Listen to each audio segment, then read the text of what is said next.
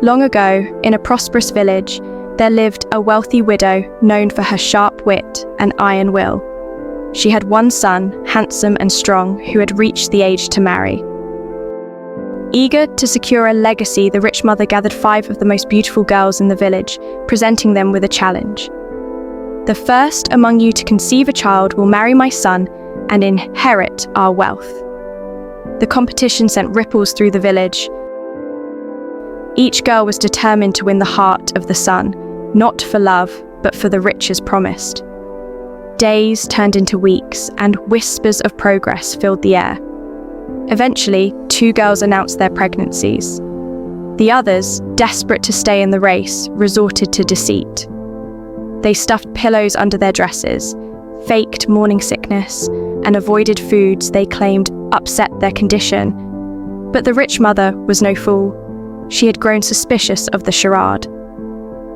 "Let us see who is truly with child," she announced one morning, her piercing eyes scanning the group. She invited the village healer, an elderly woman known for her uncanny wisdom, to help uncover the truth. The healer devised a clever test.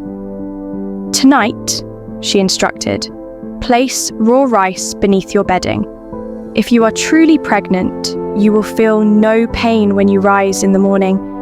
But if you are lying, the rice will press into your skin, leaving marks."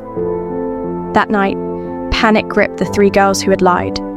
One burned the rice, claiming it was cursed. Another secretly filled her bedding with soft feathers. The 3rd girl, desperate to avoid exposure, tried to steal the healer's herbs to cause swelling in her belly, but was caught by a servant and publicly shamed. Morning came, and the rich mother inspected the girls. The 2 who were truly pregnant rose effortlessly, their skin unmarked. The 3 impostors, however, bore red welts from the rice.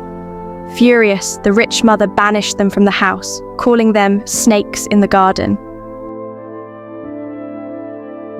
Among the 2 remaining girls, tension grew.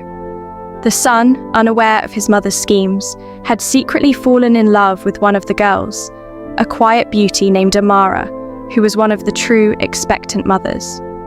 The other, Talia, saw Amara as a threat. In a fit of jealousy, Talia bribed a servant to spread rumors that Amara's child belonged to another man. When the rich mother heard the rumors, she was enraged. But her son, for the first time, stood up to her.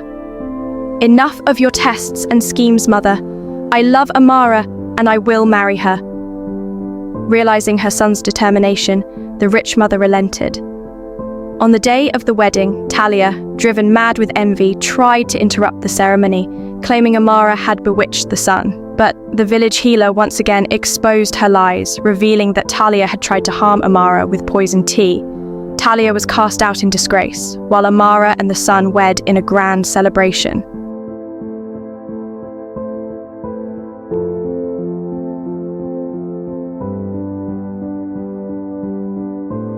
The wedding of the son and Amara might have been a grand affair, but peace was short-lived.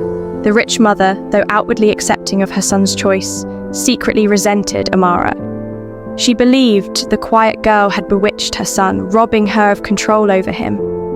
From the very first day Amara stepped into the lavish family home, the rich mother began her torment.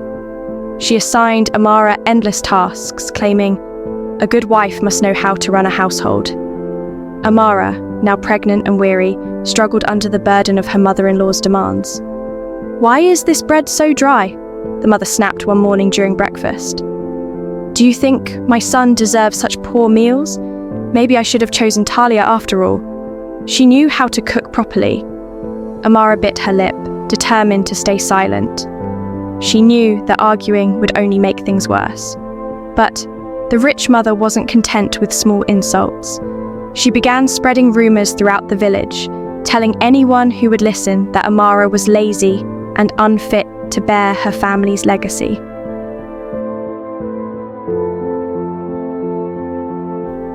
The son, caught in the middle, tried to bring peace between his wife and mother, but his attempts only fanned the flames. "Mother," he said one evening, "Amara is doing her best. Can't you see how hard she works?" The rich mother's eyes blazed with anger. Hard work? She's done nothing but disgrace this family. She can't even run a proper household. You've become blind because of her pretty face." Frustrated, the son defended Amara, but the tension only grew. The rich mother began visiting Amara's room unannounced, inspecting every corner for flaws. "This room is filthy," she declared one day, knocking over a vase intentionally. "Is this the home my grandchild will grow up in?" Amara clenched her fists, her patience wearing thin. "I have done everything you've asked, Mother," she said, her voice trembling. "What more can I do to prove myself?" The rich mother smirked. "Prove yourself by leaving. You don't belong here." A sinister plan. The rich mother's hatred for Amara turned darker with time. She began plotting to have Amara thrown out of the house for good. One day, she bribed a maid to sneak into Amara's room and plant an expensive heirloom necklace in her belongings. The next morning, she called for an inspection, accusing Amara of theft.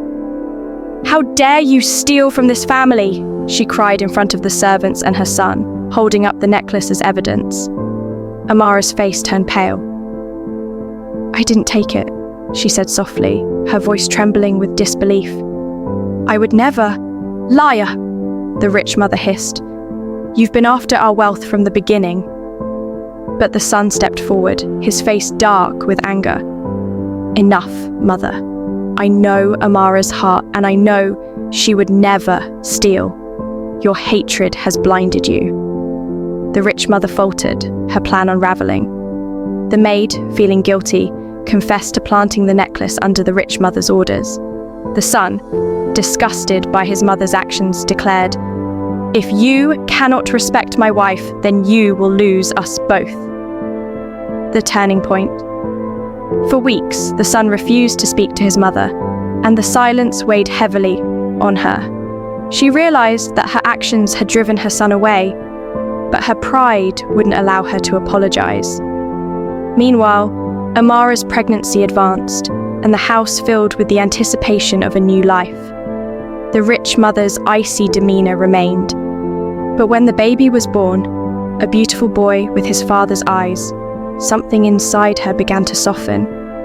She watched as Amara cradled the baby, her love for her child evident in every movement.